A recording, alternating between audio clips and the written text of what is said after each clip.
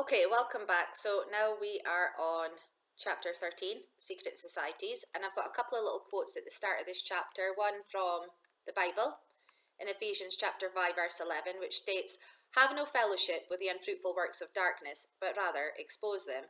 And a quote by Young, which states, "The most dangerous things in the world are immense accumulations of human beings who are manipulated by only a few heads." Okay, chapter 13. Mystery schools were the precursor to secret societies. They harboured the secret arts that trace back to the antediluvian world. This knowledge, wisdom, is acquired through initiations, which is like climbing a pyramid. The pyramid structure enables the dissemination of knowledge on a need-to-know basis. Only the select few at the top are privy to the plan.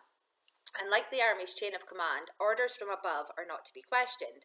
Whilst there's myriad secret societies, they're all connected at their core. It's the same mystery Babylon religion. It's the same Saturn, sun, serpent worship. Lucifer and his archons, leaders, implement their plan through these vehicles, like the notorious Freemasons and Illuminati. However, we'll start with the Knights Templars, since the Roman Catholic Church became the new Nephilim headquarters after the ancient kingdoms. This military and religious order formed in 1118 when 9 French knights decided to protect Christian pilgrims as they travelled to the Holy Land. So these valiant soldiers came to the rescue, or rather, they came to rescue something. Whilst the Templars allegedly started off as pious noblemen, they became arrogant and greedy. They violated their pronounced vows to poverty and chastity. Indeed, they became filthy rich and sexually perverted. It's speculated they were looking for lost treasures, including the Holy Grail and the Ark of the Covenant, as they conducted extensive excavations under the ruins of Herod's temple, the second Jewish temple. It's understood the Jews stashed the temple treasures before the Roman legions advanced in Qumran en route to Jerusalem in 68 AD. One of the Dead Sea Scrolls, namely the Copper Scroll of Treasures, dated from 25 to 70 AD, mentions huge quantities of gold and silver contained in 64 different locations. Thus, it's possible they retrieved these hidden gems, which further explains their stealth wealth. But furthermore, it said the Templars found hidden scrolls in 1120. They found a cache of writings which changed their world view. It's purported the Holy Grail was not a cup, but rather a set of parchment scrolls and documents. It appears these ancient Jewish writings revealed the Babylonian mysteries. So the Templars deviated from Christ and actively engaged with the Kabbalah, the dark rites and rituals of old. These forbidden books taught them the secret arts of magic and satanic worship, like how to summon spirits, organize magic circles, and draw a pentagram in the air with a consecrated sword. It taught them about mind control, trances, and dreams, and fundamentally they learned the secret gnosis, namely, the Holy Grail is the light body. Apparently the Templars were the first to worship Baphomet, the hermaphrodite goat god that Crowley loved. Thus, they practiced idolatry and indulged in perverted sexual rituals, which included drinking urine, eating feces, and having bloodbaths. Sodomy became the rite of initiation into the order. Sodomy was their rite of passage. Lol. They conducted abortions and infanticides for sacrifices, and they sexually abused little boys. It's purported that sodomizing kids wakens up their Kundalini serpent, which the rapist also absorbs. As touched on, it's biblically understood that pedophilia, incest, fornication, bestiality, homosexuality, and other sexual perversions open doorways to demons. Initiates were also required to spit and trample on a cross, and they would be killed if they left the order. Apparently, the Templars brought this magic back home, but these secrets were strictly reserved for the inner circle of the Roman Catholic Church. They also initiated the royals in Europe with their haunted rituals. It's further purported that the Templars were privy to a secret bloodline, also known as the Holy Grail, which relates to Nephilim royal families. As it transpired, the Templars were brought down by the King of France. They were arrested for denial of Christ, idol worship, homosexuality, and magic. However, many escaped and with their bucks. Indeed, the Templars' missing treasure remains one of the greatest unsolved mysteries of all time. They fled to various countries, including Scotland, where they birthed the Scottish Rite of Freemasonry. And contrary to popular opinion, Freemasons are not merely some benevolent boys' club hell-bent on community service. It's said the Knights Templar formed Freemasons in honour of the builders who constructed Solomon's Temple. It appears Freemasons date back to sex pest Solomon's time. The central character in Freemasonry is the builder of Solomon's Temple, namely Hiram Abip. According to Freemasons, Hiram Abip, King Solomon, and King Hiram of Tyre held an important lodge and were the sole joint owners of the true secrets of a master mason. They presided as Grand Masters over the lodges which they established. They instituted the degrees and initiations that have been passed down to Freemasonry today. As it transpired, however, Hiram Abiff was murdered by 3 scoundrels because he refused to tell them the secret sauce. He would rather die than disclose the mysteries and betray the Brotherhood. It's noted that whilst Hiram Abiff didn't resurrect from the dead, the ceremony to become a Master Mason involves enacting his death and resurrection. Thus, the initiate is obliged to play the role of Hiram Abiff, who is whacked on the head 3 times by criminals. He then falls to the floor and a funeral shroud is draped around him. The worshipful master then pulls him up, which symbolises his rebirth. He is then given the secret handshake and password, his reward for accomplishing the 3rd degree. Only another 30 to go, at least in the Scottish Rite. This born-again ritual comes from Egypt. It was part of the king-making process. Kings had to take an astral trip to be crowned king. It said the future king would be administered a hallucinogenic potion, which induced a catatonic state, leaving him as inert as a corpse. He then went on a jaunt for 3 days where he learned great secrets. Then he returned with his newfound powers and reigned as king, the new Horus. And then when he died, he became Osiris. It's further noted that the religious priests would pray for the kings about to undergo their temporary death to keep them safe as they travel through the valley of the shadow of death. This is the same prayer used by Freemasons in the Master Mason ceremony. The Egyptian priests prayed to Almighty and Eternal Re, architect and ruler of the universe, at whose creative fiat all things were first made. Freemasons pray to Almighty and Eternal God, architect and ruler of the universe, at whose creative fiat all things were made. They worship the same God. It's highlighted that those in the lower levels are not aware of the entrenched sun worship, but rather naively believe they're worshipping the one true God. It's postulated there is only one God, namely the great architect of the universe. Thus, whilst it's a prerequisite for Masons to believe in God, it doesn't matter which God. The Torah, the Quran, the Bible, the Vedas are all equal holy books because it's the same God, allegedly. The only trouble is, however, that they're not the same God. Yahweh is distinctly not Moon God Allah, or Krishna, or Shiva the Destroyer, or Buddha, and Yahweh is also commanded us not to worship any other gods. It's spiritual adultery. The Bible further tells us in several places not to take oaths, so that's not kosher for Freemasons who claim to be Christians. Those in lower levels are actively deceived about the true nature of Freemasonry. According to Albert Pike, the esteemed Pope of Freemasonry, he was a 33rd degree Mason. They do not know because we lie to them. In his book Morals and Dogmas of the Ancient Accepted Scottish Rite of Freemasonry, 1872, he explains how initiates of the blue degrees, the first 3 degrees, are intentionally misled by false interpretations. He wrote, "It is not intended that he shall understand them, but it is intended that he shall imagine that he understands them. Their true explication reserved for adepts, the princes of Masonry." And that was on page 149. Like all secret societies, there's an inner and an outer circle within Freemasonry. As Manly P. Hall stated, who's renowned as the greatest Freemasonic philosopher of the 20th century, Freemasonry is a fraternity within a fraternity, an outer organisation concealing an inner brotherhood of the elect.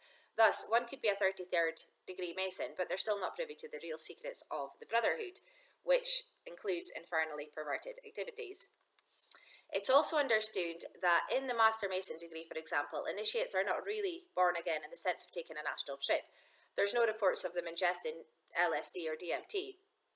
Thus, they're merely role-playing, so they're not born again until they make that sojourn.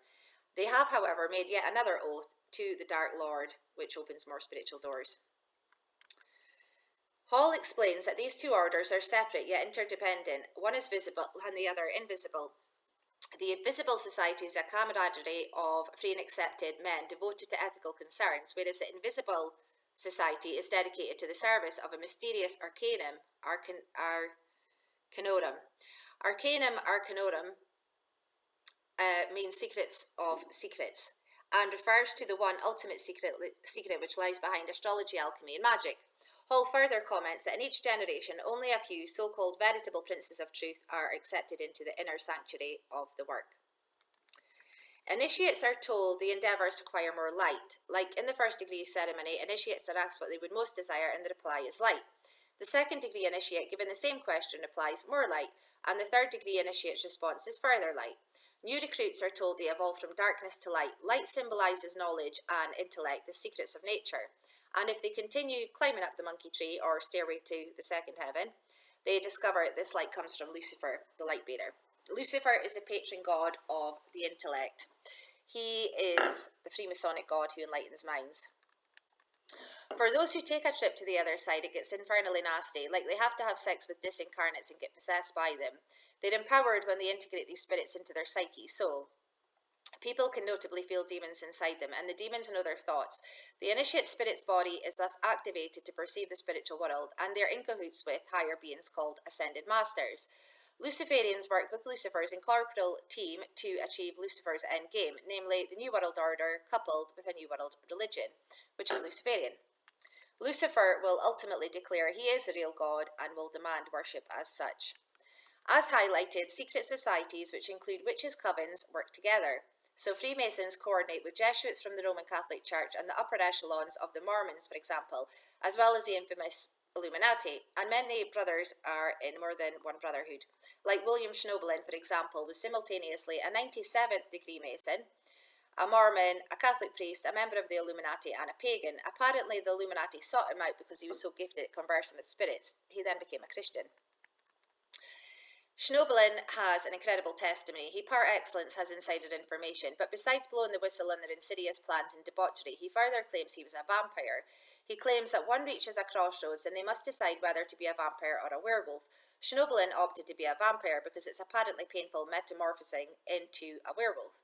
He claims he drank blood for over a year, but he never killed anyone despite being tempted, and he divulged that vampire's breath stinks beyond the pale. All.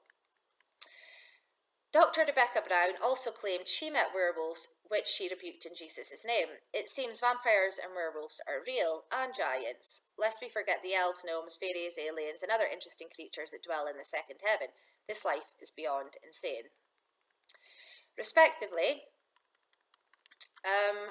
perhaps David Icke's claim that the Queen is a shape-shifting reptilian is not so far out. As it transpires, stories about people shape-shifting into reptilians are not uncommon. Fritz Springmeier, author and researcher, claims he's heard hundreds of testimonies, but he didn't know what to do with it, whereas David Icke ran with it. There's also rumours about reptilians being underground at Salt Lake City Mormon Temple, which is apparently a major mind control facility. And reptilians are also called aliens. The Bavarian Order of the Illuminati was born in 1776, the same year the New World became independent. Like Freemasonry, the Illuminati is a Luciferian movement used to preserve and promote the ancient black arts of Babylon and Druid witchcraft. The name Illuminati, unsurprisingly, comes from Lucifer and means holders of the light. Brothers are illuminated or enlightened by secret esoteric knowledge. The sole purpose of the secret society was global domination. They planned to use world wars and revolutions to create a global government, and they associated with the powerful elite who enabled them. As it transpired, however, they were exposed in 1785 when their courier was struck down by lightning and killed. When Bavarian officials examined his bags, they discovered documents revealing the existence of this haunted order and their nefarious plans. They also found detailed evidence of how the Illuminati had infiltrated German universities during the 18th century and developed the higher criticism of the Bible. So they were behind the movement that audaciously denied the truths of the Bible without any evidence. The Illuminati thus went underground, like they crossed the pond and were absorbed by the Freemasons there. Apparently, the notorious Skull and Bones Society at Yale University is a branch of the Bavarian Illuminati. They have the same mission and partake in the same diabolical practices. Initiates similarly need to be reborn into the order. They swear allegiance to Lucifer and dedicate their lives to his vision. However, according to Wheeler, the Thiel Society that Hitler was a member of founded the Skull and Bones. The Skull and Bones Society is credited with the cream of the crop. Bones men secure the most powerful positions in politics, banking, business, and the media. Thus, people in secret societies are behind the scenes orchestrating world events. Luciferians control every aspect of society, i.e. education, politics, healthcare, banking, media, science, religion, intelligence, business corporations, and popular culture.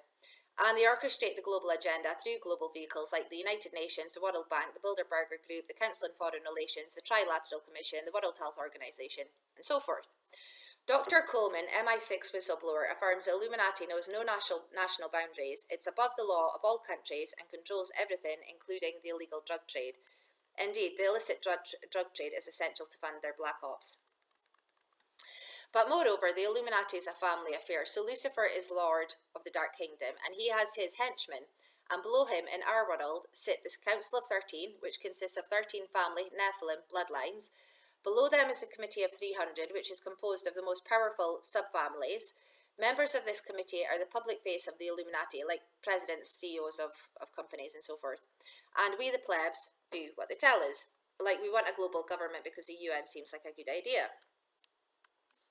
Before we finish this chapter, it seems pertinent to highlight the letter Albert Pike allegedly wrote to Italian revolutionary Giuseppe Mazzini in 1871, because it details the 3 world wars that were planned to bring about the New World Order. Apparently, 33rd degree Mazzini took over the leadership of the Illuminati when its founder, Adam Weishaupt, died. Weishaupt notably means wise man. Thus, it said that the First World War must be brought about to overthrow the Tsars in Russia and make that country a fortress of atheistic communism. Communism would then be used to destroy the other nations and weaken religions. The Second World War was to capitalise on the differences between the fascists and political Zionists. Nazism had to be destroyed, and a sovereign state of Israel had to be established in Palestine. The Third World War is to take advantage of the differences between the political Zionists and the leaders of Islam. This war must be conducted in such a way that Islam and Israel mutually destroy each other. Meanwhile, the other nations divided in this issue will be physically, morally, spiritually, and economically exhausted, as well as horrified by the savagery. The plan is then to unleash the nihilists and atheists, disillusioning the multitudes of Christians to put the final nail on God's coffin. Then all will receive the true light brought through the universal manifestation of the pure doctrine of Lucifer, which is now brought into the public view. Christianity and atheism will be conquered and exterminated at the same time. So, that's illuminating. Luciferians also need to have the third temple in situ for their Dark Lord's return, or arrival. Hence, the Zionists had to get Israel back, as we'll get to. David Spangler, director of the Planetary Initiative, UN, wrote, "No one will enter the New World Order unless he or she will make a pledge to worship Lucifer. No one will enter the New Age unless he will take a Luciferian initiation." Okay, so that's chapter 13 finished, and we'll get on to chapter 14.